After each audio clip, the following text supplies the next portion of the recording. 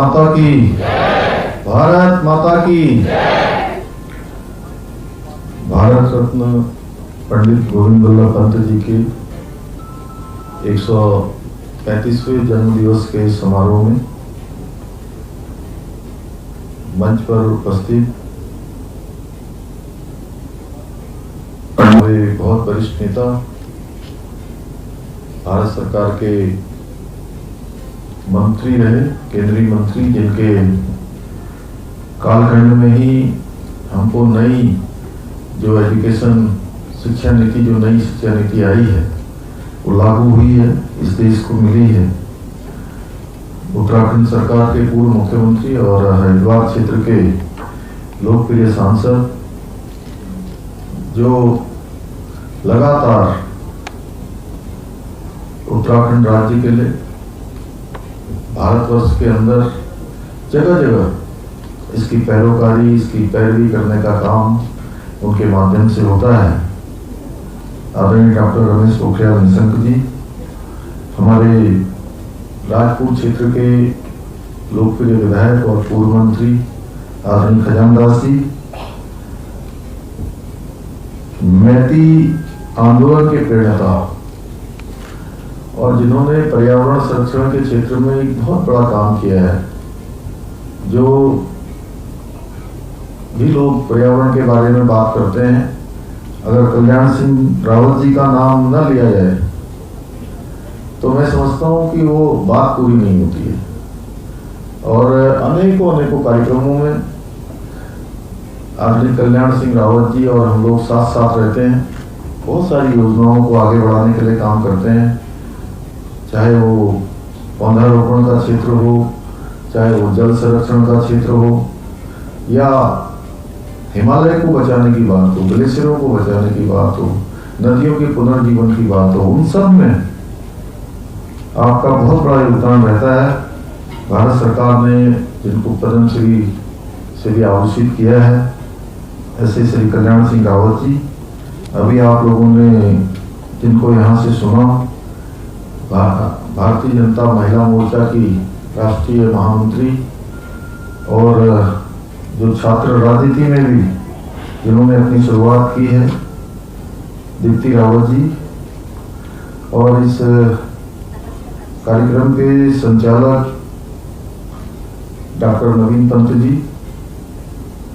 राकेश रोभाल जी, doctor भावना बोरा जी, प्रदीप कुमार जी, दीपा धामी जी, साक्षी शंकर जी, एवं मेरे सामने बैठे हुए हमारे बहुत वरिष्ठ नेता आदरणीय कैलाश पंत जी, रस्तोगी साहब, हमारे पीछे माणिक जी बैठे हैं, उमा नरेश जी, दीपक जी, और जिन्होंने शुरुआत की हमारे डॉक्टर जगूड़ी साहब, एवं इस सभागार में उपस्थित सभी हमारे आए हुए अतिथिगण, भाइयों बहनों, और बड़ी संख्या में जिनके लिए आज भाई साहब ने, आदरणीय निशंक जी ने बहुत उनके लिए प्रेरक, यहाँ से उनके मुंह से वो सारे शब्द निकले।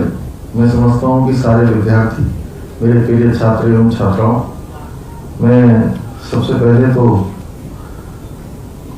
आप सबको आज भारत रत्न पंडित गोविंद बल्लभ पंत जी के जन्म दिवस पर बहुत बधाई देता हूँ, बहुत शुभकामनाएं देता हूँ कि इतनी बड़ी संख्या में हम सब लोग यहाँ एकत्र हुए हैं।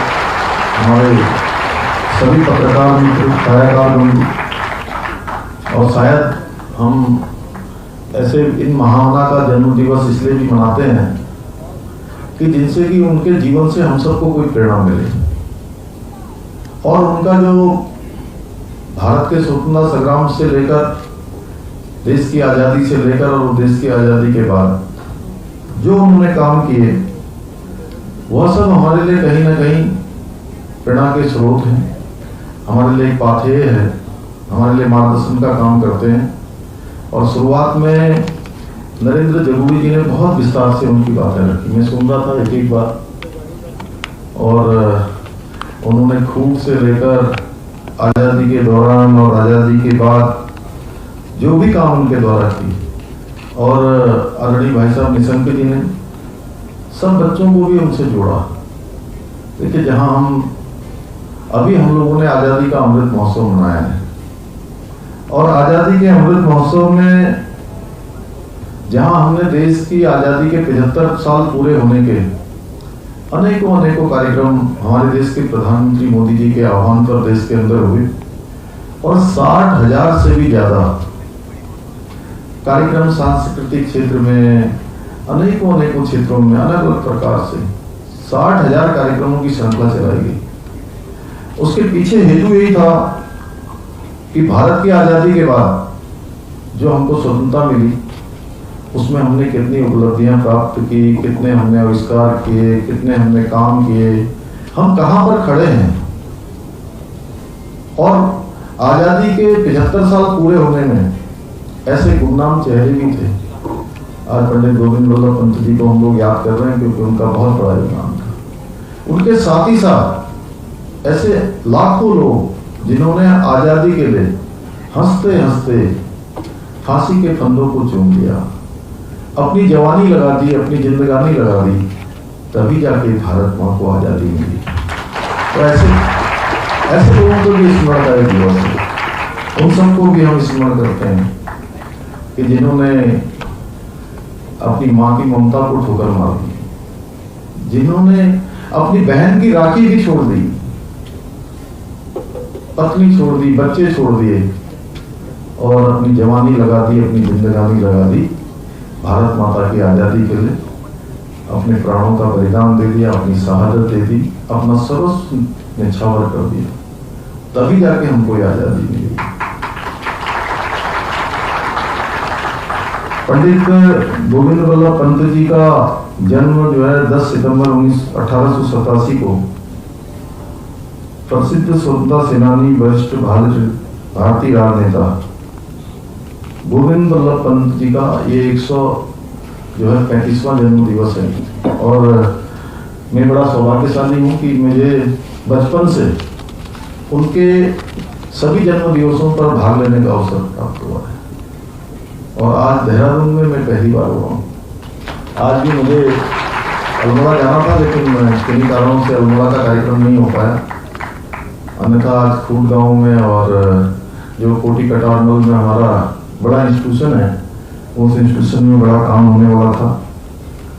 उन्होंने अनेकों काम किए, जैसे जमींदारी उन्मूलन बनाया, हिंदी को राजभाषा के लिए दर्जा दिया, ऐसे अनेकों कार्य पंडित गोविंद वल्लभ पंत जी ने किए।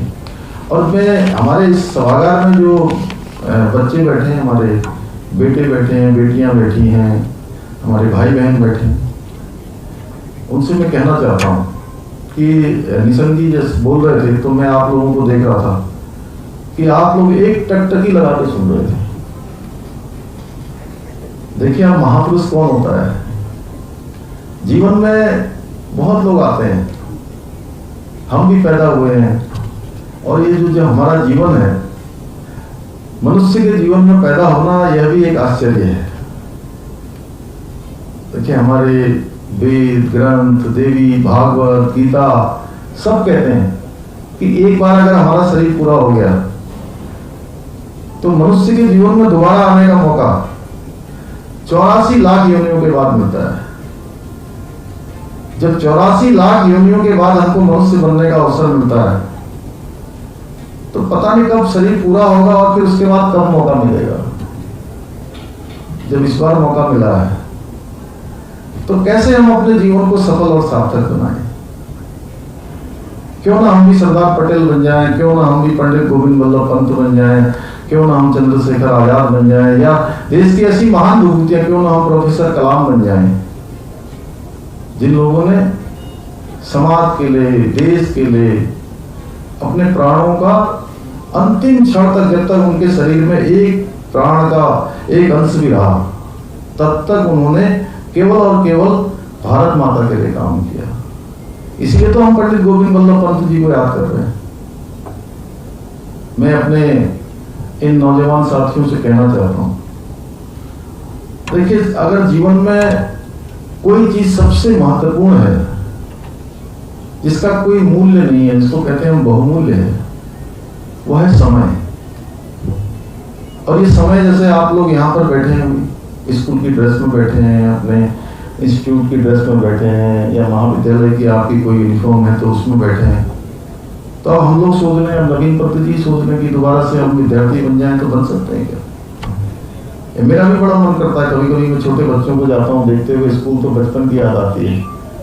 आज मैं अपने बेटे को बता रहा था भाई साहब, सवेरे वो 6:30 बजे स्कूल जाता है आजकल, 6:45 में उन लोगों को पहुंचना होता है वहाँ। तो मैं उससे कह रहा था कि तुम लोग स्कूल में काय में क्या खा के कुछ जा रहा है? तो बोला कि नहीं, मैं तो सब पराठा ले जा रहा हूँ, मैं ये ले जा रहा हूँ, पनीर बना रखी है, बना रखा है।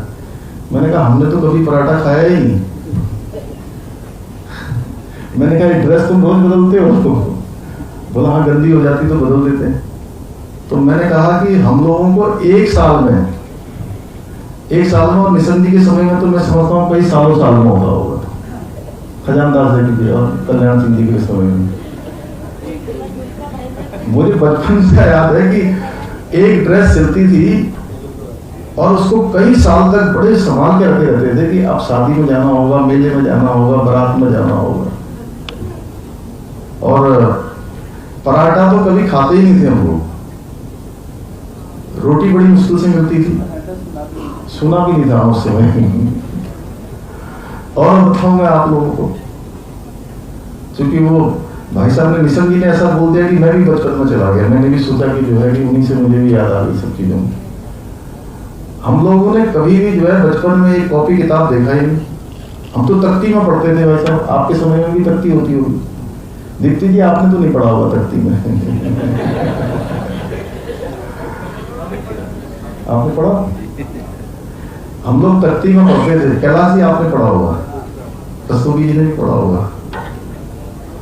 तो तख्ती में हम लोग तख्ती लेके जाते थे, तख्ती में दिन में लिखा, स्कूल में बढ़िया दवात होती थी, कलम होती थी, उससे दवात में ऐसे डुबाया, उसमें वो जैसे आप लोग इंक बोलते हैं ना, उसमें खड़िया बोलते थे, कमेट। तो उसको घोल के कलम से फिर लिखते थे, फिर बढ़िया सूख जाता था, फिर दिखाते थे, फिर घर लेके आते थे, फिर शाम को उसको फिर से साफ किया पूरा।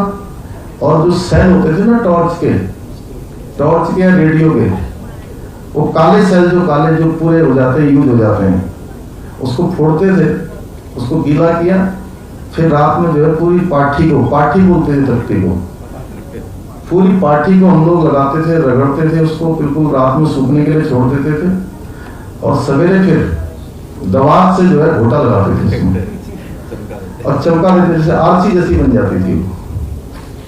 आरसी जानते हैं? अब आरसी भी नहीं जानते होंगे आप। हम लोग जो दर्पण होता है ना, जिसको मिरर बोलते हैं अंग्रेजी में, उसको बच्चों में आरसी बोलते थे हम लोग, शीशा। तो एक वो कालखंड था और एक कालखंड ये है। इसलिए मैंने कहा कि समय कभी वापस नहीं आता है। ये दिन जो है आपके भी जो है वापस नहीं आएंगे। जैसा भाई साहब ने कहा ना कि एक एक पल को जीना है, कुछ करके जीना है। तो आप लोग आज पंडित गोविंद वल्लभ पंत जी के जन्म दिवस पर मैं भाई साहब के साथ ही अपनी बात जोड़ रहा हूं कि आप लोग वास्तव में संकल्प ले लीजिए कि जीवन में हमको कहां जाना है। ऐसे जन्म दिवस हम लोग ऐसे ही नहीं मना रहे, पूरे देश के अंदर आज गोविंद वल्लभ पंत जी का किसी न किसी रूप में उनका स्मरण किया जा रहा है। और जो लोग संकल्प लेते हैं, और संकल्पों में कोई विकल्प उनके नहीं होते हैं, तो उनके संकल्प पूरे हो जाते हैं। कहते हैं mission has no option, mission has no option.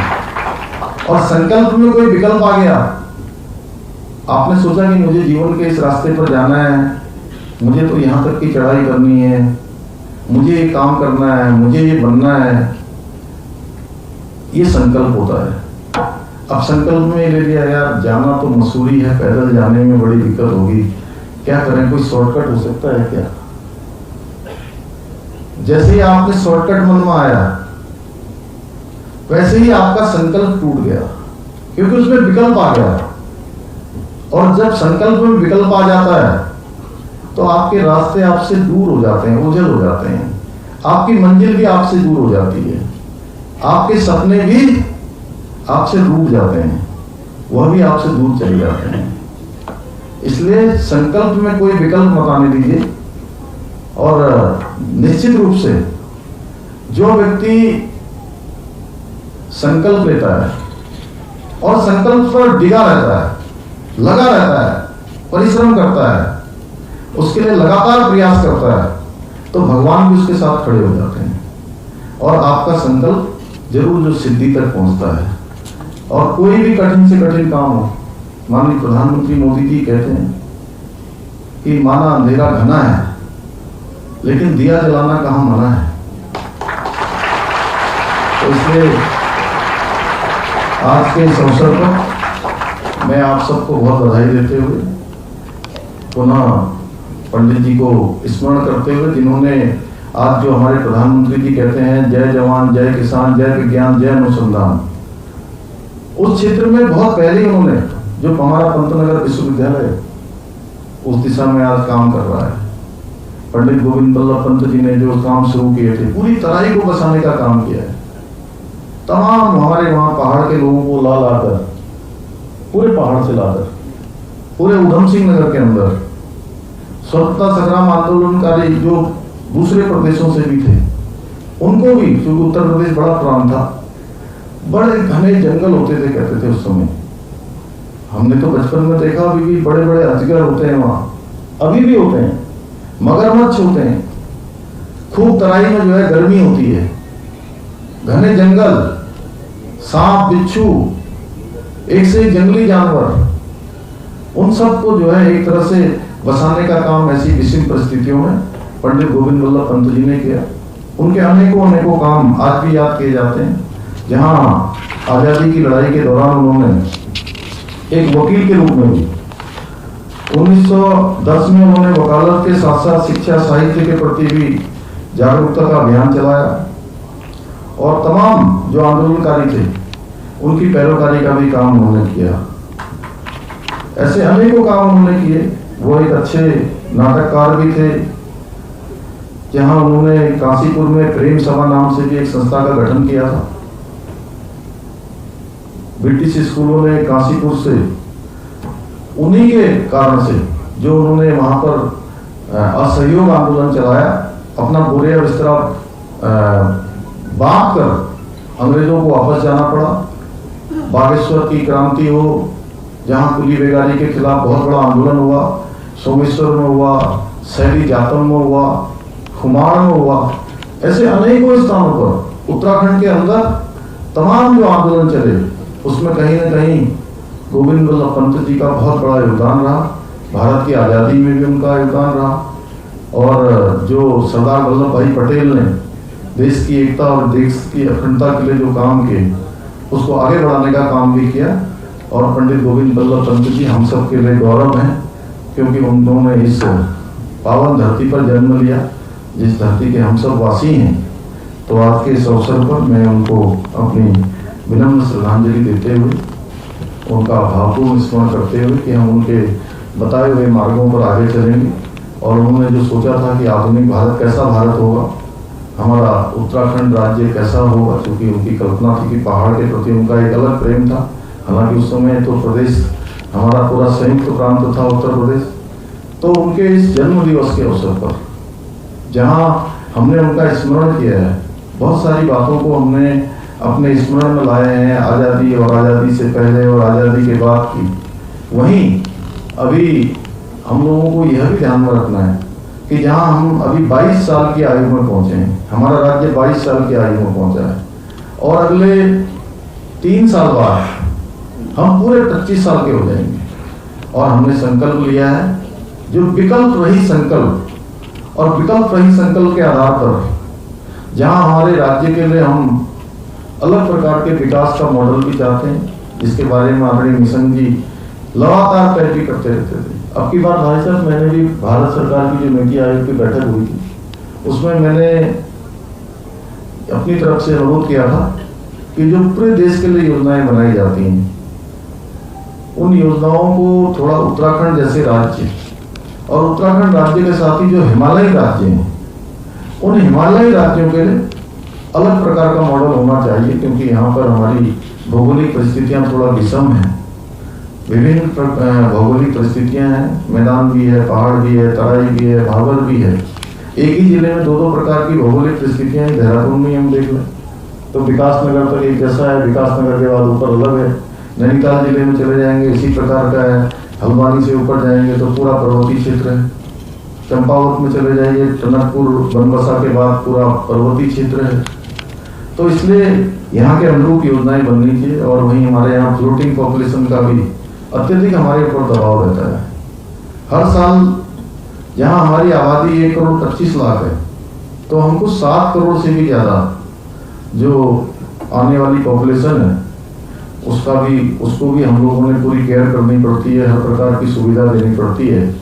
तो उसके लिए भी हमने नीति आयोग में इसकी बात रखी है। कल हिमालय दिवस था और हिमालय दिवस के अवसर पर हम सभी लोगों ने संकल्प लिया कि जो कल्याण सिंह जी ने मैती आंदोलन चलाया है उसकी आज बहुत आवश्यकता है, क्योंकि जहाँ हमारे ग्लेशियर सूख रहे हैं, धीरे धीरे कम हो रहे हैं। 2 मीटर से लेकर 2.5 मीटर तक अभी नया जो शोध हुआ है, प्रत्येक वर्ष ग्लेशियरों की जो लंबाई चौड़ाई है वो कम हो रही है। नदियों का लगातार सूखना हो रहा है। ऐसे ही गरुड़ गंगा से लेके कोसी और तमाम नदियाँ जो लगातार 12 महीने बहती थी वो लगातार सूखती जा रही हैं। हम लोग कहीं जाते थे, आप लोग किसी रास्ते पर पहाड़ के जाते होंगे तो आपने देखा होगा पहले की नौले होते थे, धारे होते थे, तमाम स्रोत होते थे, जगह जगह पर पानी के स्रोत होते थे। वो धीरे धीरे कम हो रहे हैं। अभी कई बार आप लोगों को लगता होगा कि बार बार ये वृक्षारोपण की बात होती है, बार बार पर्यावरण संरक्षण की बात होती है। लोग कहते हैं कि पौधारोपण करिए, वृक्षारोपण करिए। तो जो हमारे नए बच्चे हैं कई बार ये भी सोच सकते हैं कि मन में आता होगा कि यार चलिए सभी तो लगा रहे हैं, अगर मैं नहीं लगाऊंगा तो क्या हो जाएगा। ऐसा नहीं होता है। अगर कहीं पर भी आपदा आती है, देश के किसी कोने में भी कोई ग्लेशियर फटता है, कोई बादल फटता है, तो ऐसा नहीं है कि हम उससे प्रभावित हुए बिना रह पाएंगे। आज भी धारचूला में हमारे यहाँ आपदा आई है तो उसका प्रभाव पूरे भूमंडल पर पड़ता है। इसलिए इन सब बातों को ध्यान में रखते हुए हम लोगों ने संकल्प लिया है कि सब लोगों को इसमें सहगामी बनाते हुए, सहयात्री बनाते हुए सारे संपूर्ण उत्तराखंड की यात्रा, ये किसी एक व्यक्ति की यात्रा नहीं है, ये हमारे पूरे उत्तराखंड की यात्रा है। और इसको गंतव्य तक पहुंचाने के लिए हम सभी को संकल्प लेना होगा कि हम अपने अपने क्षेत्रों में जो भी काम हमको मिला है उस काम को पूरी ईमानदारी के साथ, पूरे परिश्रम के साथ, पूरे मनोयोग के साथ हम उसमें लगेंगे और उसको पूरा करेंगे। तो जो हमने संकल्प लिया है कि 2025 तक हम हर क्षेत्र में हिंदुस्तान के श्रेष्ठ राज्यों में शामिल होंगे। तो मैं समझता हूँ कि इस दिवस पर इतना ही कहना पर्याप्त होगा। पुनः आप सभी का धन्यवाद करते हुए मैं अपनी बात को समाप्त करता हूँ। बहुत बहुत धन्यवाद।